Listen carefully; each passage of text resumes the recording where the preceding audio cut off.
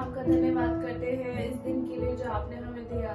धन्यवाद परमेश्वर की आपने हमें पूरे सप्ताह हर एक चीज में हमारी मदद करी और हमें संभाल के रखा। प्रभु यीशु मसीह आपने हमारे लिए हर चीज प्रोवाइड करी और हमें अपने करीब रखा।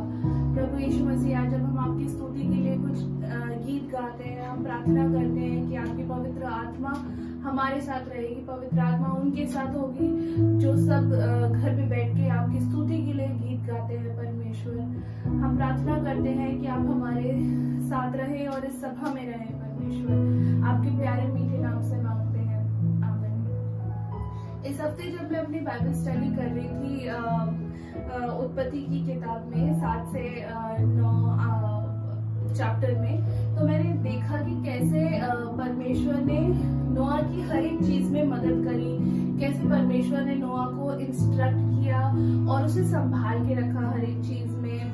मैं अपने बाइबल में जो पढ़ रही थी, जिस वर्स ने मेरा ध्यान खींचा वो था चैप्टर 7 में वर्स 16, जिसमें कि ये लिखा हुआ है that the Lord shut the door. परमेश्वर ने खुद उनको उस जहाज के अंदर बंद किया जो कि परमेश्वर ने इंस्ट्रक्शन से बनवाया था। तो मैं सोचने लगे कि ऐसे कितनी बार होता है कि हम ऐसे सिचुएशंस में होते हैं जहाँ पे हमें लगता है कि हम बहुत लिमिटेड है। जैसे कि अभी ये लॉकडाउन का पीरियड है जहाँ पे हम लोग को लग रहा है कि हमारे बहुत हाथ पैर बंधे हुए हैं, हम बहुत लिमिटेड है हर एक चीज में। बट जैसे परमेश्वर ने नोआ को संभाल के रखा उस पूरे फेज में, वैसे ही परमेश्वर हमें भी संभाल के रख रहा है। और मेरा ये मानना है कि उस टाइम पे नोआ ने परमेश्वर को छोड़ा नहीं, नोआ ने परमेश्वर को पकड़ कर रखा और अपना रिश्ता उनके साथ बनाए रखा। वैसे ही हमें भी परमेश्वर के साथ अपना रिश्ता बनाकर रखना चाहिए और हमें उसका धन्यवाद करना चाहिए कि उसने हमें हर चीज में संभाला है।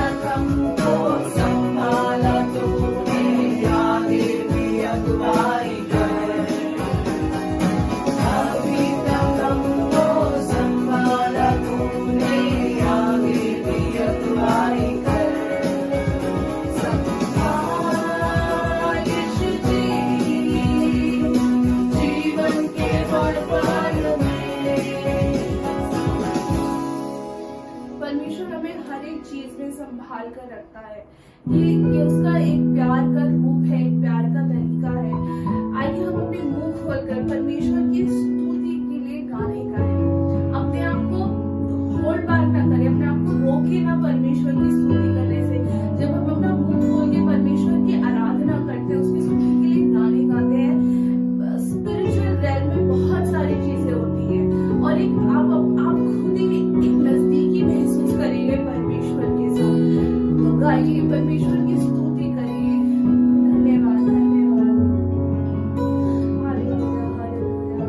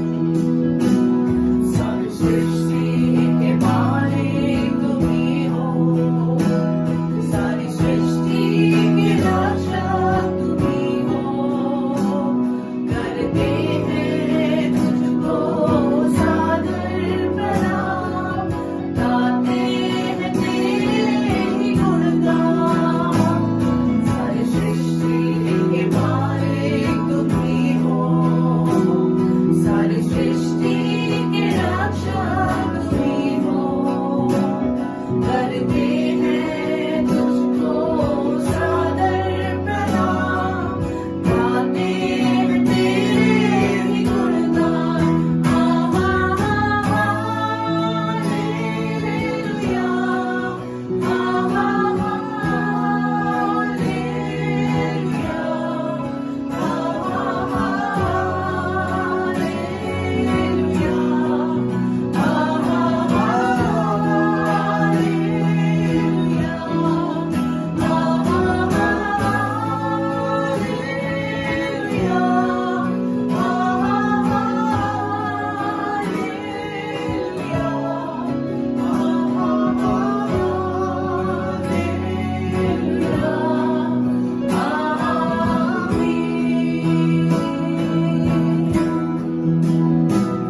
सारी सृष्टि को तेरा सहारा, सारे संकट से हमको बचाना, तेरे हाथों में जीवन हमारा है, अपनी राहों में हमको चलाना। सारी सृष्टि को तेरा सहारा, सारे संकट से हमको बचाना, तेरे हाथों में जीवन हमारा है, अपनी राहों में हमको चलाना। हालेलुया,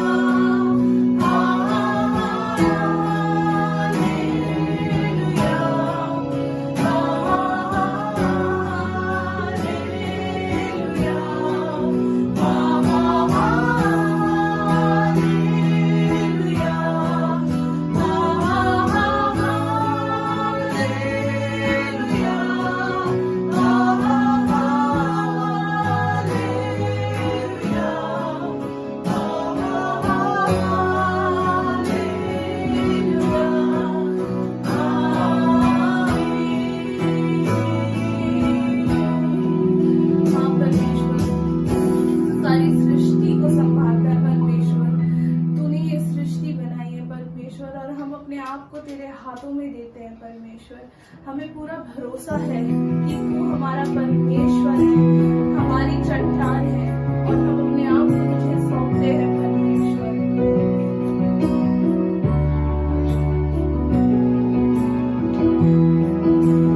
यीशु मसीह, तेरे जैसा है कोई नहीं, तेरे चरणों में झुके आसमान, और महिमा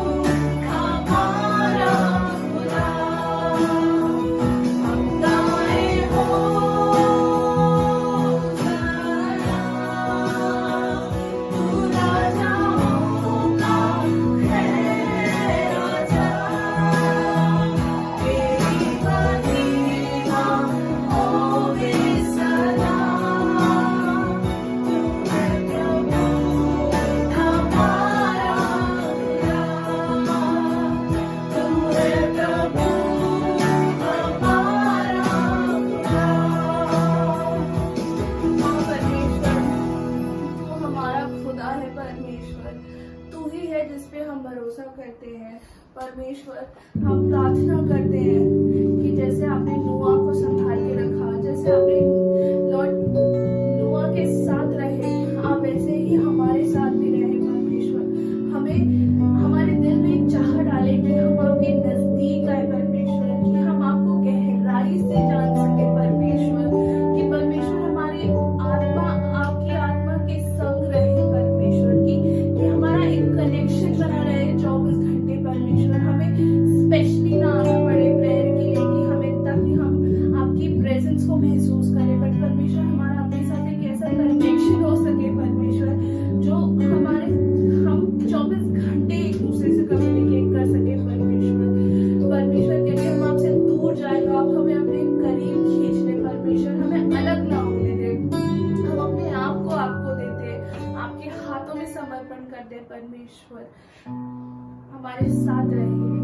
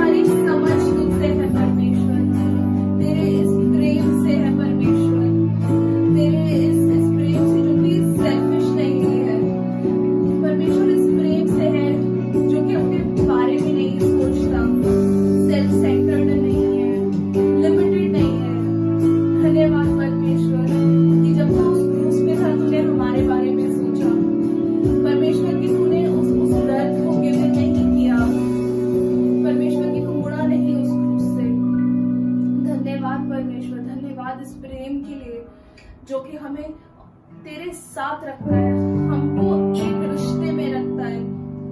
परमेश्वर हमें तू बस अपनी प्रेजेंस में रहने दे परमेश्वर, तेरे चरणों में रहने दे परमेश्वर। परमेश्वर हमारे साथ है, हम तेरी आराधना करते, तेरी स्तुति गाते परमेश्वर।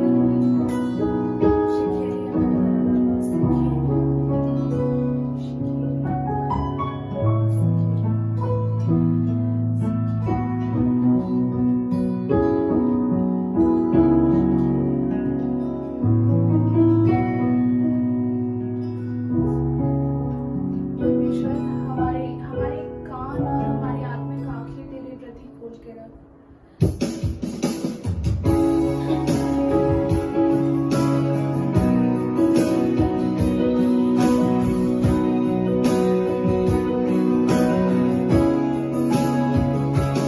जैसे गिरनी पानी के लिए, प्यासा मैं भी हूँ तेरे लिए। जैसे गिरनी पानी के लिए, प्यासा मैं भी हूँ तेरे लिए। मुझे ढूंढता हुआ, मुझे जाना हुआ, छोड़ आया आसमां तू यहाँ। चल मुझे, ले चल मुझे, यीशु तू है जहाँ। ले चल मुझे, ले चल मुझे, ले चल मुझे, हाथ थाम के मेरा, ले चल मुझे।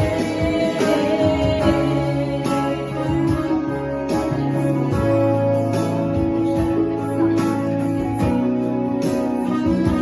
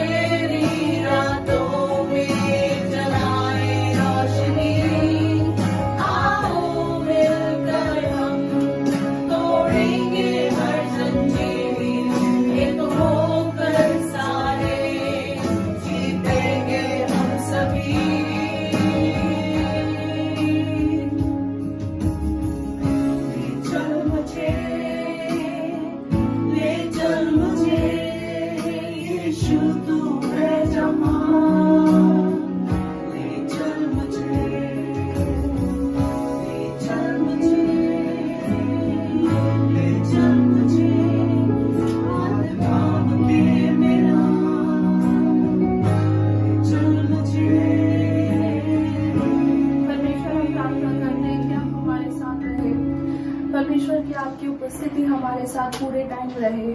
हम आगे की सर्विस भी आपके हाथों में देते हैं परमेश्वर, और आपकी उपस्थिति को बुलाते हैं। आपके प्यारे मीठे नाम से मांगते हैं, आमीन। प्रार्थना करें। हालेलुया। सर्वशक्तिमान परमपिता परमेश्वर, प्रभु आज के सुंदर दिन और इस अवसर के लिए धन्यवाद करते हैं प्रभु कि हम आपकी उपस्थिति में बैठे हैं पिता परमेश्वर।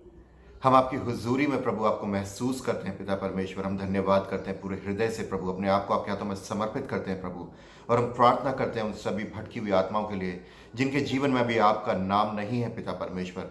होने दे पिता कि उनके जीवन, उनके मन, उनके हृदय तैयार होने पाए आपको ग्रहण करने के लिए पिता परमेश्वर। उनके जीवनों में आपका नाम महिमा पाने पाए पिता परमेश्वर। वो आपको जानने पाए, पहचानने पाए, स्वीकार करने पाए, हर एक जुबान आपके नाम का अंगीकार करने पाए पिता परमेश्वर। आपका उद्धार उनके जीवनों में आने पाए पिता परमेश्वर। आप हमारे वो परमेश्वर हैं प्रभु जो 99 भेड़ों को छोड़कर एक भटकी हुई भेड़ के पीछे जाते हैं पिता परमेश्वर। होने दे पिता कि हर एक भटकी हुई भेड़ आपके पीछे पीछे चलने वाले होने पाए पिता। हम प्रार्थना करते हैं प्रभु कि आपकी कलीसिया प्रभु आपके आगमन के लिए तैयार होने पाए पिता परमेश्वर। जैसा आपका वचन बताता है प्रभु कि आप कहते हैं प्रभु कि पवित्र बनो क्योंकि तुम्हारा यहोवा पवित्र है। हम वैसे ही पवित्र बनने पाए पिता परमेश्वर। हम जानते हैं कि आप हमें लेने आने वाले हैं पिता परमेश्वर। प्रभु होने दें कि हम सब उन कुंवारियों की तरह तैयार पाए जाएं जो तेल की कुप्पियों को लेकर तैयार थी दूल्हे के आगमन के लिए। प्रभु दया करें, हमारे जीवनों को, हमारे मनों को तैयार करें पिता परमेश्वर, ताकि जब आप हमें लेने आते हैं प्रभु तब हम आपके साथ जाने पाए पिता परमेश्वर। हम आपके योग्य पूरी तरह से पाए जाएं पिता परमेश्वर। हमें रेशमात्र भी कोई भी दाग न मिलने पाए पिता परमेश्वर, क्योंकि आपने अपने लहू के द्वारा हमें पवित्र किया है प्रभु। वो पवित्रता हमारे जीवनों में बनी रहे पिता परमेश्वर। हम सारा आदर, सारी महिमा आपको सौंपते हैं प्रभु, और इस प्रार्थना को मांगते हैं यीशु मसीह के पवित्र और सामर्थी नाम में, आमीन।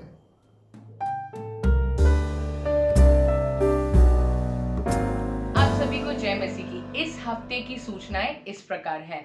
आप सभी जानते हैं कि हम सब कलीसिया के विश्वासी मिलकर प्रार्थना में शामिल हो रहे हैं। रोज सुबह सोमवार से शनिवार 6 बजे से 7 बजे हम मिलकर प्रार्थना करते हैं। अगर आप भी हमारे साथ शामिल होना चाहते हैं तो आप पास्टर्स में से किसी को भी कांटेक्ट कीजिए ताकि हम आप तक प्रार्थना निवेदन भेज सकें, ताकि आप हमारे साथ प्रार्थना में एकजुट हो सके। दूसरी सूचना ये है कि हमारी सारी रविवार की सर्विसेज YouTube में अवेलेबल है। हिंदी सर्विस 9 बजे और अंग्रेजी सर्विस 10:30 बजे शुरू होती है। आप वहां मिल सकते हैं। आप लिंक को अपने दोस्तों को और रिलेटिव्स को भेजिए ताकि वो भी हमारे साथ शामिल होकर प्रभु की आराधना पाठ ले सकें। आइए इस समय हम भेंटों की ओर चलते हैं। हम भेंटों के लिए धन्यवाद करते, प्रार्थना करके हम परमेश्वर की ओर देंगे। आप सभी के लिए डिस्क्रिप्शन नीचे दिया जाएगा कि किस प्रकार आप अपने भेंट कलीसिया तक पहुंचा सकते हैं। आप इस पर गौर करिए। आइए हम प्रार्थना करते हैं इस समय। प्यारे पिता परमेश्वर, हम धन्यवाद करते हैं कि आपने हमें आशीषित किया है परमेश्वर। इवन इस समय में परमेश्वर, जिस समय में हम इतने संकट में है परमेश्वर कि हम किसी से मिल नहीं पाते, हम काम पे नहीं जा पा रहे, परंतु परमेश्वर आपने अपनी अनुग्रह में दे रखी है परमेश्वर। आप हमारे साथ हैं, आपकी उपस्थिति हमारे घरों पर है परमेश्वर, उसके लिए हम धन्यवाद करते हैं। और इस समय परमेश्वर हम अपने भेंटों को आपके वापस दे सकें परमेश्वर, ताकि आपके नाम की महिमा हो पाए परमेश्वर। हम जानते हैं परमेश्वर हम बहुत ही संकट के समय में है, परंतु इस समय परमेश्वर हम इस छोटे से भेंट को भी आपकी ओर देते हैं ताकि आपके नाम की महिमा और तेरी नाम की बढ़ोतरी हो परमेश्वर। परमेश्वर हर एक विश्वासी को आपके हाथों में सौंपते हैं, हर एक फैमिलीज को आपके हाथों में सौंपते हैं, ताकि आप इन्हें और आशीषित करिए परमेश्वर। कि परमेश्वर जो भी उनकी निवेदन है परमेश्वर, जो भी उनके सुख और संकट है परमेश्वर, आप उनके जवाब देंगे और उनको और आशीष से भरेंगे परमेश्वर। इस समय में हम धन्यवाद करते हैं हर एक विश्वासी के लिए परमेश्वर जो अपने भेंटों को आपकी ओर दे रहे हैं परमेश्वर। धन्यवाद करके हम मांगते हैं कि आप इस भेंटों को स्वीकार करके आपकी महिमा के लिए, योग्य के लिए यूज करेंगे। यीशु मसीह के नाम से मांगते हैं, सुन और कबूल कर प्यारे पिता, आमीन।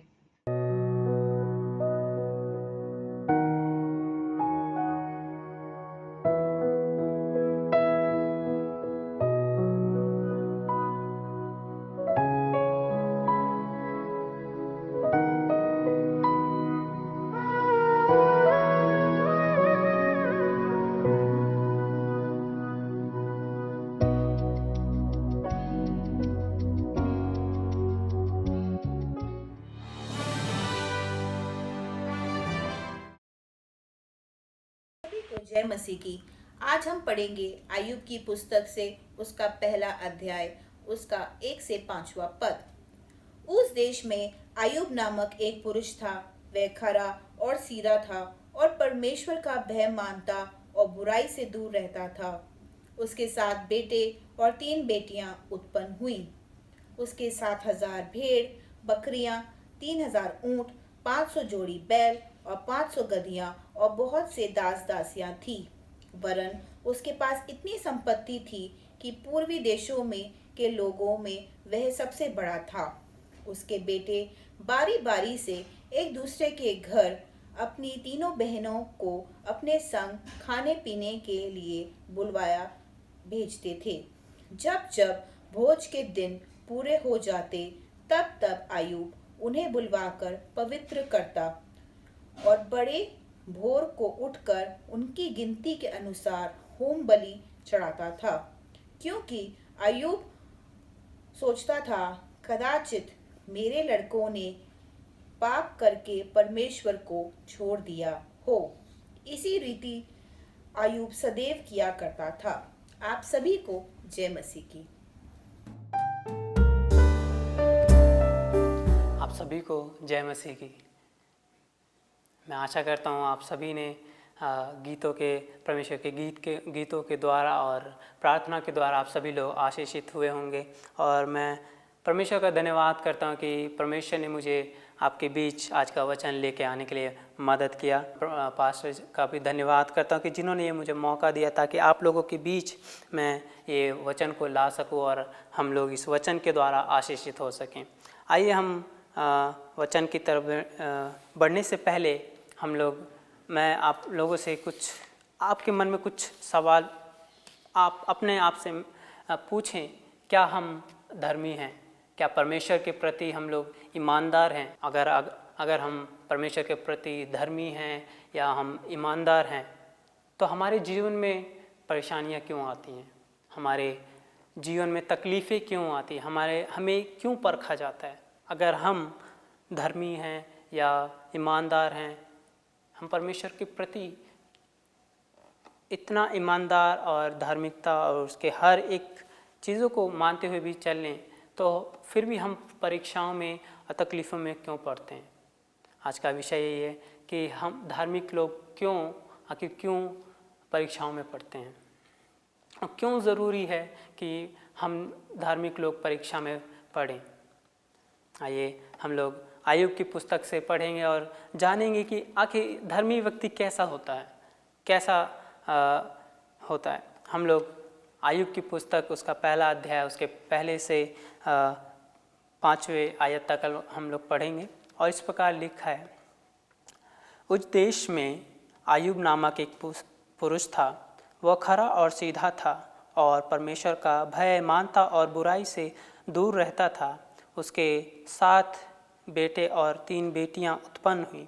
उसके 7,000 भेड़ बकरियां, 3,000 ऊँट, 500 जोड़ी बैल और 500 गदहियां और बहुत से दास दासियां थीं।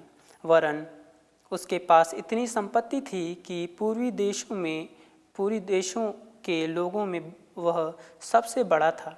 उसके बेटे बारी बारी से एक दूसरे के घर में खाने पीने को जाया करते थे और अपनी तीनों बहनों को अपने संग खाने पीने के लिए बुलावा भेजते थे।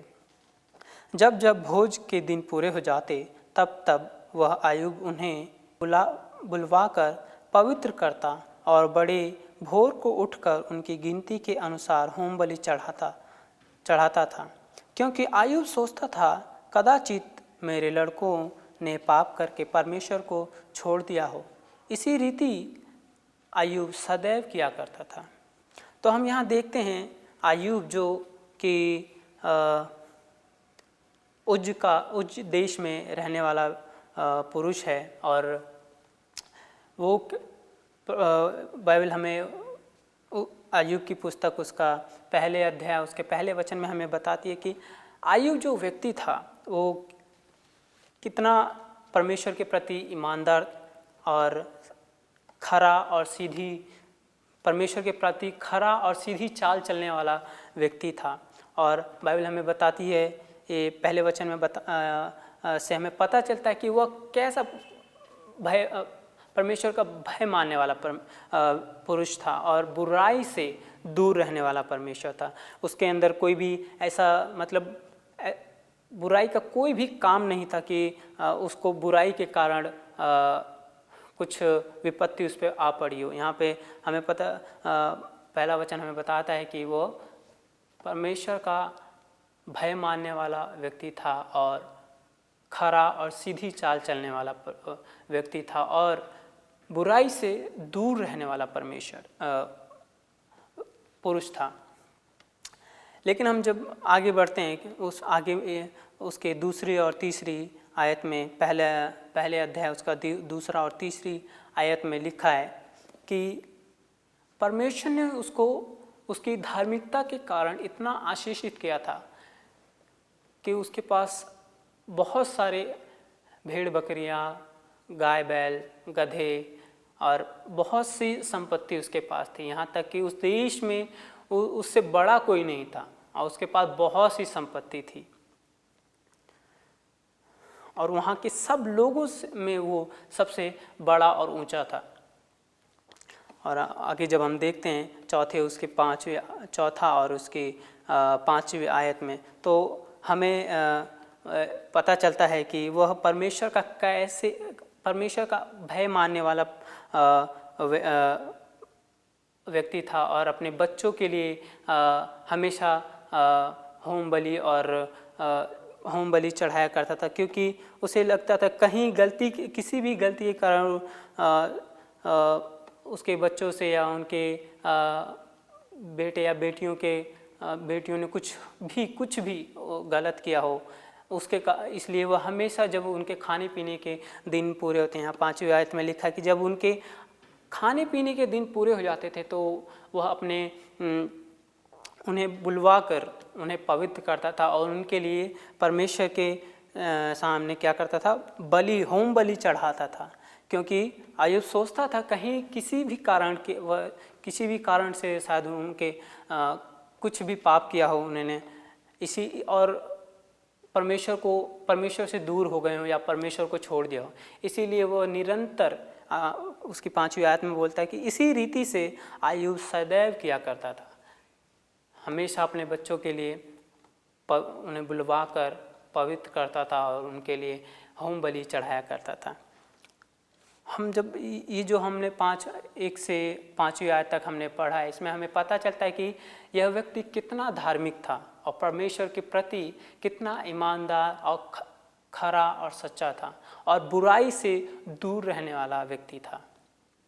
लेकिन हम जब इस आयुब की पुस्तक उसका पहला अध्याय उसके 6वीं आयत से जब हम पढ़ते हैं, हम देखते हैं कि परमेश्वर और शैतान के बीच में कुछ बातचीत होती है। ठीक है, 8वीं आयत में ऐसा लिखा है, शैतान ने 8वीं आयत में ऐसा लिखा है, यहोवा ने शैतान से पूछा, क्या तूने मेरे दास आयुब पर ध्यान दिया है, क्योंकि उसके तुल्य खरा और सीधा और मेरा भय मानने वाला और बुराई से दूर रहने वाला मनुष्य और कोई नहीं है। यहाँ परमेश्वर शैतान से बोल रहे हैं, क्या तूने मेरे दास आयुब पर ध्यान दिया है क्या क्योंकि उसके तुल्य खरा और सीधा और मेरा भय मानने वाला और बुराई से दूर रहने वाला मनुष्य कोई नहीं है। यहाँ हम इस वचन से हमें साफ साफ पता चलता है कि वह कैसा मनुष्य था, कैसे धार्मिक जीवन जीने वाला व्यक्ति था। उसके जैसा कोई भी नहीं था, कोई भी नहीं, उस समय उसके जैसा कोई भी नहीं था। लेकिन जब हम धीरे धीरे इस आगे बढ़ते हैं और तो हम देखते हैं कि कैसे परमेश्वर ने उस धार्मिक व्यक्ति आयुब जैसे धार्मिक व्यक्ति के जीवन में कैसे परीक्षाओं को लेके आता है, कैसे क्यों हमारे जीवन में परीक्षाएं आती हैं। हम जब 6 से छठी आयत से 12वीं आयत तक पढ़ते हैं तो हम यहाँ देखते हैं कि परमेश्वर और शैतान के बीच में वार्तालाप होता है और कैसे शैतान जो है परमेश्वर से कहता है कि इसके पास जो कुछ भी है वो अगर इसे ले लिया जाए तो ये ज़रूर तुझे दोषी ठहराएगा, ठीक है। लेकिन परमेश्वर यहाँ पे कहते हैं 12वीं आयत में ऐसे लिखा है, यहोवा ने शैतान से कहा, सुन, जो कुछ उसका है वह सब तेरे हाथ में है, केवल उसके शरीर पर हाथ ना लगाना। तब शैतान यहोवा के सामने से चला गया, ठीक है। यहाँ पे क्या है, शैतान परमेश्वर जो है शैतान को से कहते हैं कि सुन, सिर्फ तू उसके शरीर को छोड़ और उसके पास जो कुछ भी है उस सब पर तेरा अधिकार है।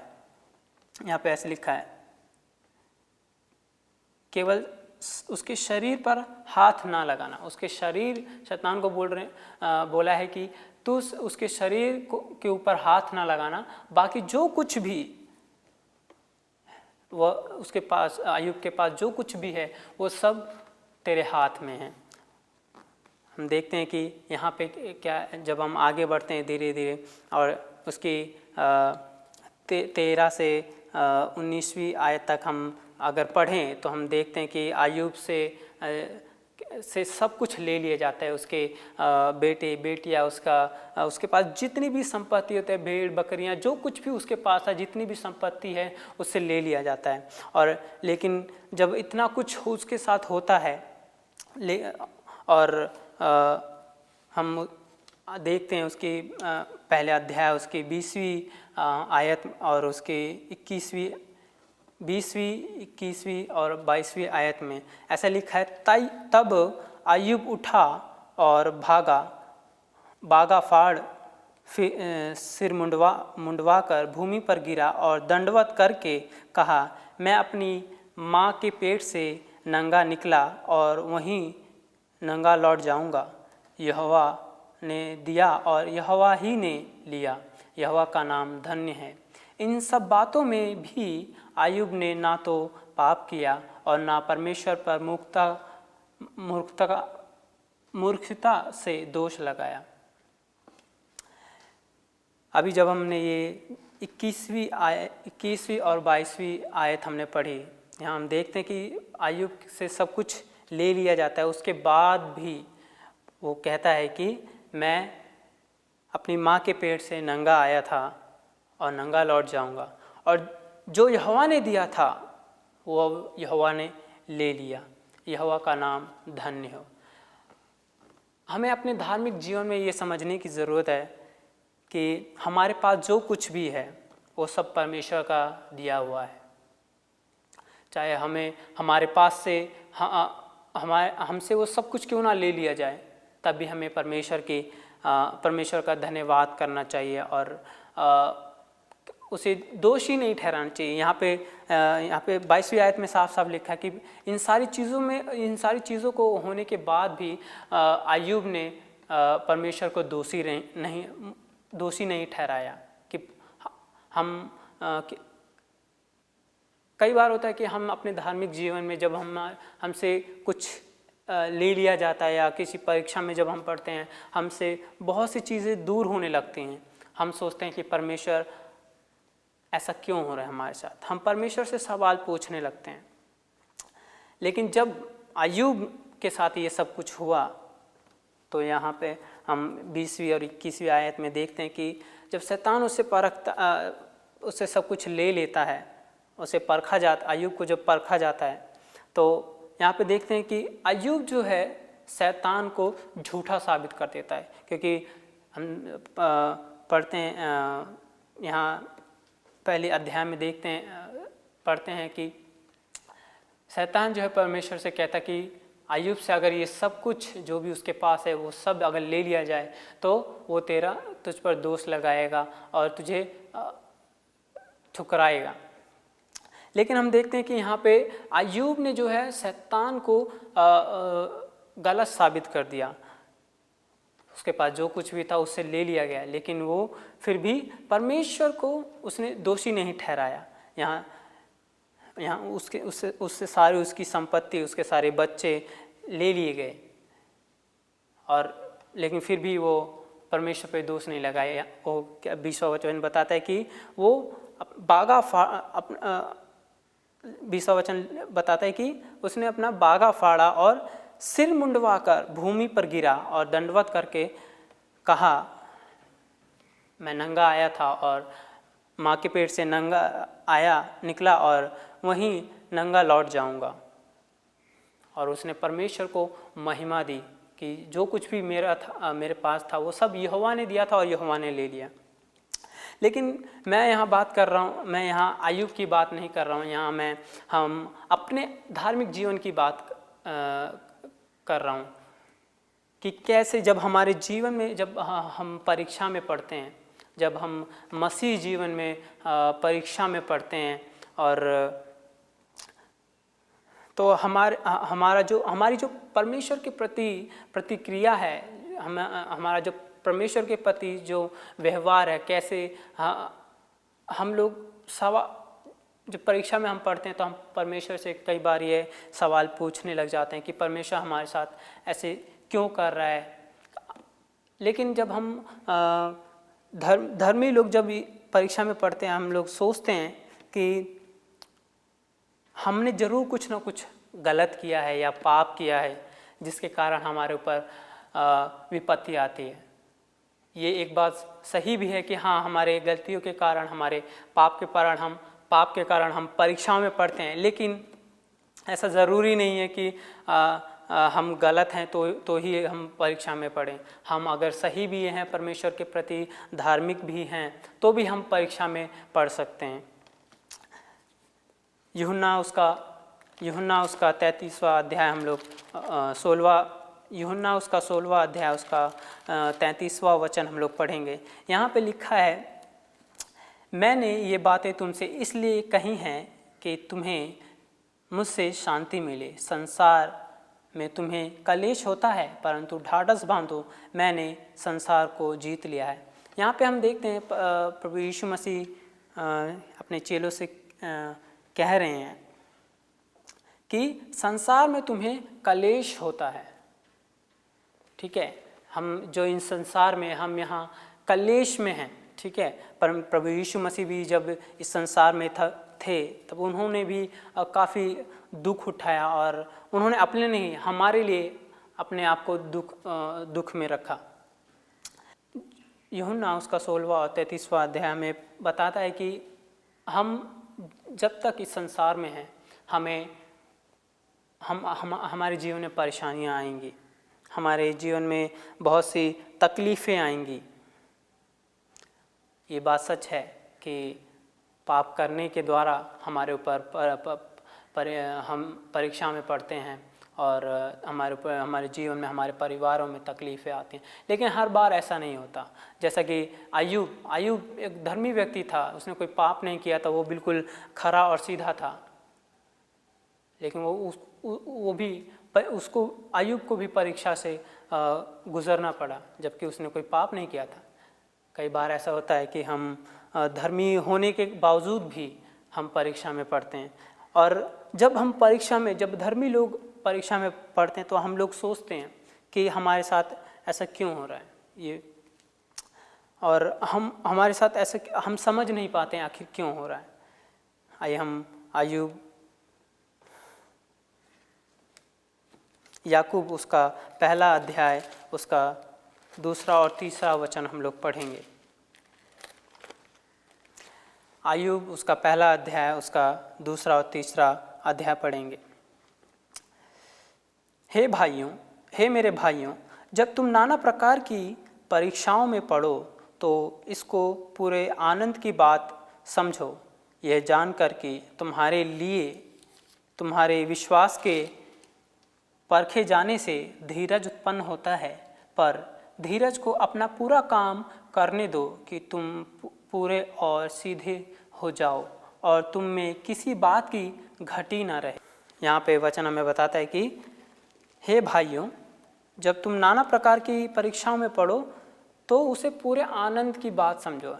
एक धार्मिक जीवन के लिए, एक विश्वासी के लिए जब वो परीक्षा में पढ़ता है तो हमें उस चीज़ को पूरे आनंद की बात समझनी चाहिए, हमें घबराना नहीं चाहिए। हमारी जब भी हमारे कई बार होता है कि हम जब परेशानियों में तकलीफ़ों में पड़ते हैं, जब हमारे जीवन में परीक्षाएं आती हैं, हमारे जीवन में जब टेस्ट होता है किसी चीज़ का, तो हम लोग घबरा जाते हैं और परमेश्वर के वचन को हम भूल जाते हैं, परमेश्वर की आज्ञा को भूल जाते हैं। अभी हमने पढ़ा 16 यूहन्ना उसका 16वां अध्याय उसका 33वां वचन कहता है कि परंतु ढाढ़स बांधो, मैंने संसार को जीत लिया है। ठीक है, परमेश्वर यहाँ, प्रभु यीशु मसीह यहाँ कह रहे हैं कि हमें घबराना नहीं, हमें ढाढ़स बांधना है परमेश्वर में। ठीक है, हमारे जीवन में कितनी भी परेशानी क्यों ना है, हमारे कितने भी तकलीफ में क्यों ना हो, चाहे वो हम कुछ भी गलती के कारण हम पे विपत्ति आई हो या हमारे जीवन उथल पुथल हो जाता है, जब भी हमारे जीवन में परेशानी आती है हम लोग बिल्कुल घबरा जाते हैं और हम सोचते हैं, परमेश्वर से हम लोग पूछते हैं, मनों में अपने सोचते हैं कि आखिर क्यों हो रहा है ये सब। मैं आपको यहाँ बताना चाहता हूँ कि अय्यूब उसका पहला अध्याय उसका 2 और 3 वचन कहता है कि हमें इसे पूरे आनंद की बात समझनी चाहिए, क्योंकि यह जब भी हमारे जीवन में परीक्षाएं आती हैं उसे हमें पूरा होने देना है। इससे क्या होगा कि हम परीक्षा में सफल होंगे। मैं एक बार फिर आप लोगों के लिए पढ़ना चाहता हूँ अय्यूब उसका पहला अध्याय उसका 2 और 3 वचन। हे मेरे भाइयों, जब तुम नाना प्रकार की परीक्षाओं में पढ़ो तो इसको पूरे आनंद की बात समझो। ठीक है, जब हमारे जीवन में परेशानियाँ आती हैं तो यहाँ उसे क्या हमें पूरे आनंद की बात समझनी चाहिए, और ये जानकर कि तुम्हारी विश्वास के परखे जाने से हमारे अंदर क्या होगा, धीरज उत्पन्न होता है। पर धीरज को अपना पूरा काम करने दो कि तुम पूरे और सिद्ध हो जाओ और तुम में किसी बात की घटी ना रहे। जब भी हम परीक्षा में पढ़ते हैं, हमारे ज़रूरी नहीं है कि हमारे पर जो हम जब भी परीक्षा में पढ़ते हैं, ज़रूरी नहीं कि हमारी गलतियों के कारण हम पर परीक्षाएं या हम तकलीफ़ से गुज़रते हैं, ऐसा नहीं है। परमेश्वर हम चाहता है कि हम जिस जगह पे अभी हैं उससे और ऊपर उठें इन परीक्षाओं। अब आपने कभी देखा है, हम सभी जानते हैं कि जब हम जब पहली कक्षा में होते हैं, जब हमें उसके आगे की कक्षा में जाना होता है, दूसरी क्लास में जाना होता है, पहले से दूसरी क्लास में जाना होता है, तो हमें टेस्ट देना पड़ता है, एग्ज़ाम्स देना पड़ता है, परीक्षाएं देनी पड़ती हैं। अगर हम परीक्षाएं नहीं देंगे तो हम उस दूसरी क्लास के लिए योग्य नहीं ठहरते। मतलब जब तक हम परीक्षा नहीं देंगे तब तक हम नहीं जान सकते कि हम उस चीज़ के लिए योग्य हैं या नहीं। इसी प्रकार जब हमारे जीवन में, मसीह जीवन में, धार्मिक जीवन में हम परीक्षाओं में पढ़ते हैं तो हमें आनंद की बात समझनी चाहिए कि ताकि हम परीक्षा के द्वारा सिद्ध हो जाएं और हम ये जान सकें कि हमारा जो विश्वास है कि वो हम अपने विश्वास में आगे बढ़ रहे हैं या नहीं बढ़ रहे हैं। अगर हमारे जीवन में परीक्षाएं नहीं होंगी और तकलीफ़ें नहीं आएंगी तो हमारा विश्वास भी मजबूत नहीं हो पाएगा, हम ऐसे ही बस जीते रहेंगे। लेकिन जब हमारे जीवन में परीक्षाएं होती हैं तो वो हमें मजबूत बनाती हैं परमेश्वर के प्रति और करीब आने के लिए हमें मदद करती हैं ये सारी परीक्षाएं। और हम इन सारी चीज़ों को ये सारी चीज़ें जब हमारे जीवन में होती हैं तो हम देखते हैं कि हम परमेश्वर के और करीब आते हैं। ऐसे ही जब अय्यूब जब उससे सब कुछ ले लिया गया और जब यहाँ तक कि वो पूरा उसके जो शरीर था वो भी सड़ने लगा था, गलने लगा था, तो हम देखते हैं कि अय्यूब जब परमेश्वर अय्यूब को उत्तर देते हैं, यहाँ पे अय्यूब उसका 42वां अध्याय उसका पहली आयत से हम लोग 6ठी आयत तक पढ़ेंगे। ऐसा लिखा है, तब अय्यूब ने यहोवा को उत्तर दिया, मैं जानता हूँ कि तू सब कुछ कर सकता है और तेरी युक्तियों में से कोई रुक नहीं सकती। तूने पूछा, तू कौन है जो ज्ञान रहित होकर युक्ति पर पर्दा डालता है? परंतु मैंने तो जो नहीं समझा था वही कहा, अर्थात जो बातें मेरे लिए अधिक कठिन और मेरी समझ से बाहर थीं, जिनको मैं जानता भी नहीं था। तूने कहा, मैं निवेदन करता हूँ, सुन, मैं कुछ कहूँगा। मैं तुझसे प्रश्न करता हूँ, तू मुझे बता। मैंने कानों से तेरा समाचार सुना था, परंतु अब मेरी आंखें तुझे देखती हैं। ऊपर घृणा आती है और मैं धूल और राख में पश्चाताप करता हूँ। यहाँ हम देखते हैं कि अय्यूब जो है वो अपना परमेश्वर के प्रति पश्चाताप करता है और अपनी गलतियों के लिए क्षमा मांगता है कि कैसे उन बातों को जो वो नहीं जानता था, वो अनजाने में उन बातों को जो भी बात उसने परमेश्वर से कही वो सब उसने अनजाने में कही, वो नहीं जानता था। सिर्फ जो वो जानता था उसके द्वारा ही वो कहता था कि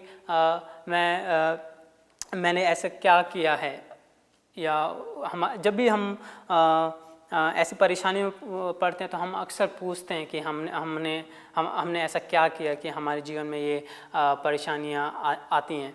लेकिन मैं आपको बताना चाहता हूं कि मैं आपको ये बताना चाहता हूं कि जब ये हमारे जीवन में परेशानियां आती हैं तो परमेश्वर हमें कुछ सिखाना चाहता है। वो चाहता है कि हम और आगे बढ़ें। अगर हम अय्यूब को देखें, वो कहता है कि मैंने वो बातें जो मैं नहीं जानता था इसलिए मैंने वो चीज़ें कहीं जो मैं अय्यूब यहाँ कहता है कि मैं अनजान था, मैं उन बातों से अनजान था जो मैंने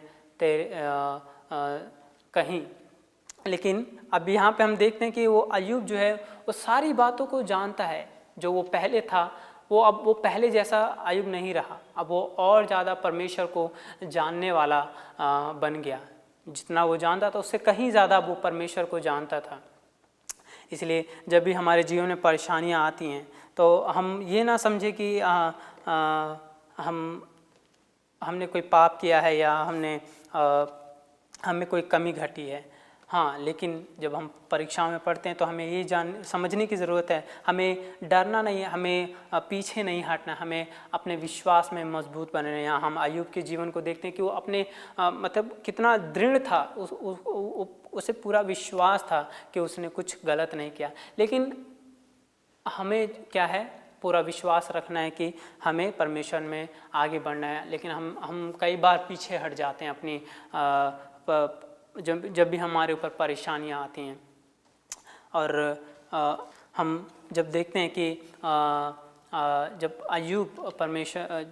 अय्यूब से उसके मित्र लोग और उससे वार्तालाप करते हैं तो हम उसके अय्यूब की पुस्तक उसके 38वें अध्याय में देखते हैं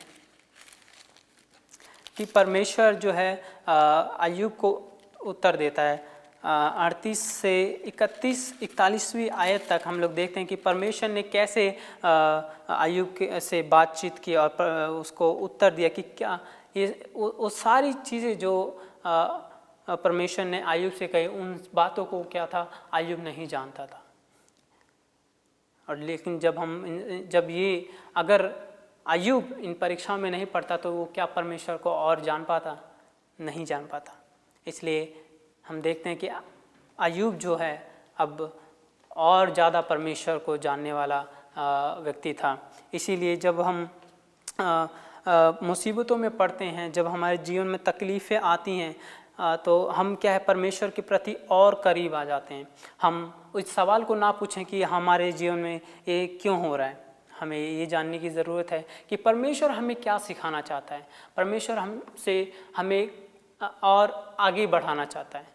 अगर हम देखें यहाँ उसकी 42वीं आयत में तो अय्यूब जो है इन सारी ये जानता है कि परमेश्वर सब पे अधिकार रखता है। हमारे जीवन में या इस संसार में जो कुछ भी है सब पे परमेश्वर का अधिकार है। ऐसा कुछ भी नहीं जिस पे परमेश्वर का अधिकार ना या परमेश्वर की मर्जी से ना हो। हमारे जीवन में जो वो सब परमेश्वर की मर्जी से होता है। अगर हमारे जीवन में परीक्षाएं भी आती हैं तो वो सब परमेश्वर की इच्छा से होता है। और जब हमारे जीवन में परीक्षाएं आती तो हम परमेश्वर के साथ जो हमारा रिश्ता होता है वो हमारा जो परमेश्वर के साथ रिश्ता होता है वो और ज़्यादा मजबूत होता है। हमारे जीवन में टेस्टिंग बहुत ज़रूरी है। हमारे जीवन में तकलीफ़ें आना बहुत ज़रूरी है। अगर हमारे जीवन में तकलीफ़ें ना हो तो हम परमेश्वर में और मजबूत नहीं हो पाएंगे। हम परमेश्वर को नहीं खोजेंगे, क्योंकि जब हमारे पास सब कुछ है तो हमें किस चीज़ की ज़रूरत है। लेकिन जब हमारे जीवन में परेशानियाँ आती हैं, तकलीफ़ें आती हैं, तो हमें आनंद की बात समझनी चाहिए, क्योंकि हमें अपने विश्वास को परखने का मौका मिलता है। हमें अपने विश्वास को जानने का मौका मिलता है कि हम परमेश्वर में कहाँ हैं, हम परमेश्वर में कितने मजबूत हैं। और जब परीक्षाएं आती तो हमारा जो बिहेवियर, जो हमारा स्वभाव है वो परमेश्वर के प्रति बदलता है। और परीक्षाएं जब भी हम परीक्षा में पढ़ते हैं तो हमारा स्वभाव और परमेश्वर के प्रति जो हमारा स्वभाव है वो और अच्छा हो जाता है। जो हम पहले रहते हैं, हम अय्यूब की तरह तो नहीं। हम देखते हैं कि परमेश्वर ने अय्यूब को उसका जो वो पहले था उससे दुगना आशीषित किया, लेकिन हमारे जीवन में हम ये ना सोचे कि अय्यूब की तरह हमें भी मिलेगा। लेकिन मैं ये आपको बताना चाहता हूँ कि जब हम परीक्षा में पढ़ते हैं तो जो हम पहले थे, परीक्षा के बाद हम उससे कहीं ज़्यादा परमेश्वर में आगे बढ़ जाते हैं। और हमारे जीवन में सफरिंग, परीक्षा और दर्द, तकलीफ़ जो भी है, ये सब हमें हमारे स्वभाव को बदलती हैं। और हमारे जो परमेश्वर के प्रति जो कर्तव्य है वो और ज़्यादा अच्छा हो जाता है।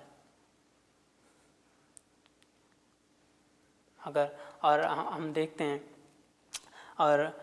देखते हैं कि अय्यूब के अलावा एक और व्यक्ति हम नए नियम में जब देखते हैं तो प्रभु यीशु मसीह भी इस संसार में आया, और वो भी बिल्कुल धार्मिक और मतलब बिल्कुल निष्पाप और बिना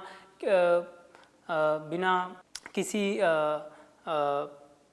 कारण उन परीक्षा में पढ़ते हैं, और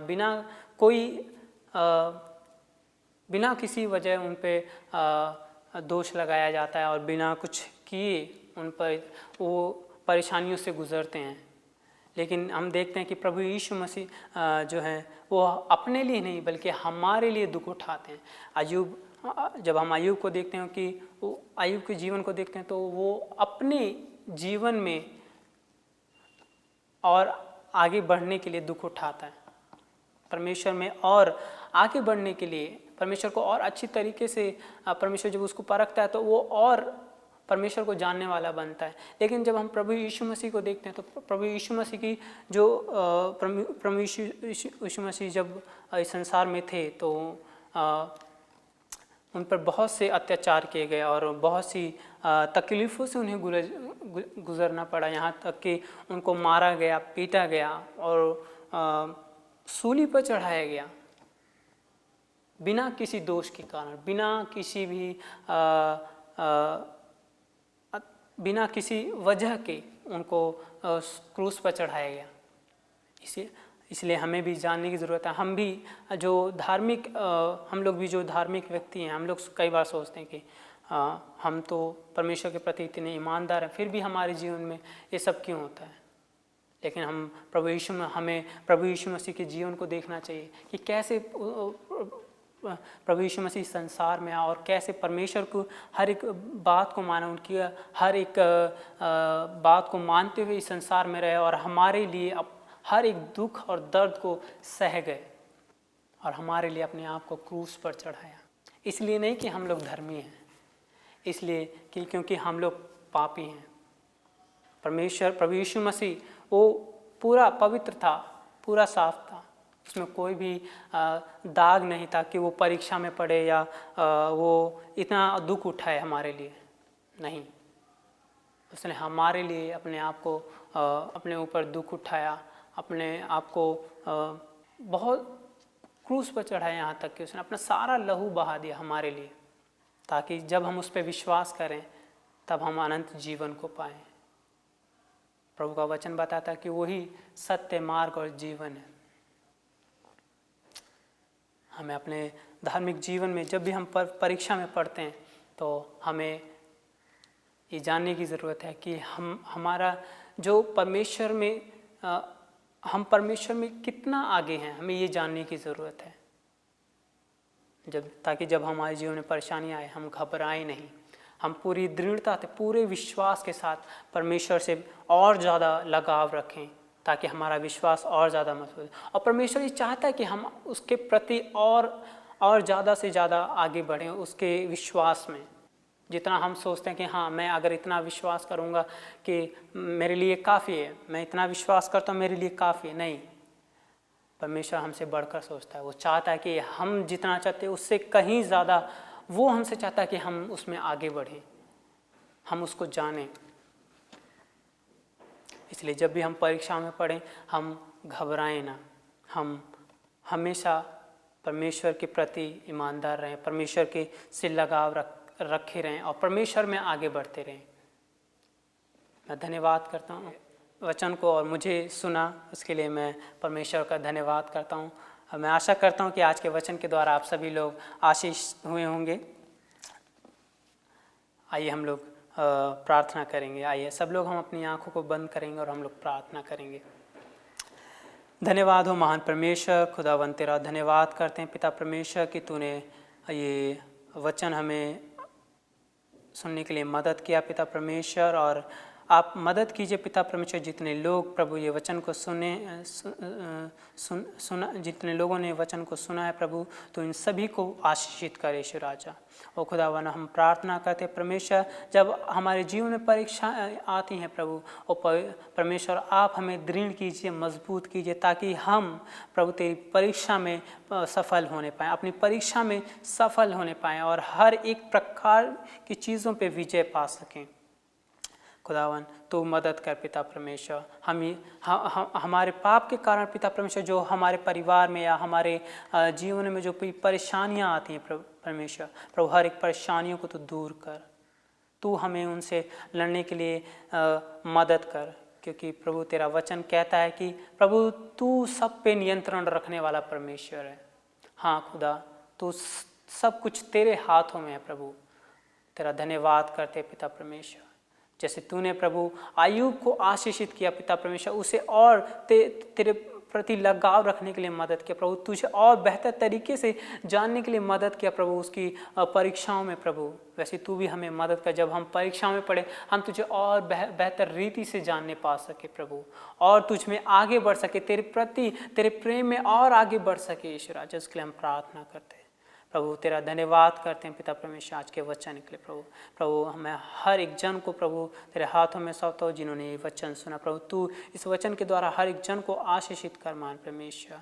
तू मदद कर पिता परमेश्वर प्रभु कि हर एक जन प्रभु इस वचन के कारण प्रभु आशीषित होने पाए। हर एक प्रार्थना विनती प्रभु तेरे नाम से मांगते हैं, सुनो और ग्रहण करो पिता परमेश्वर। आमीन आमीन।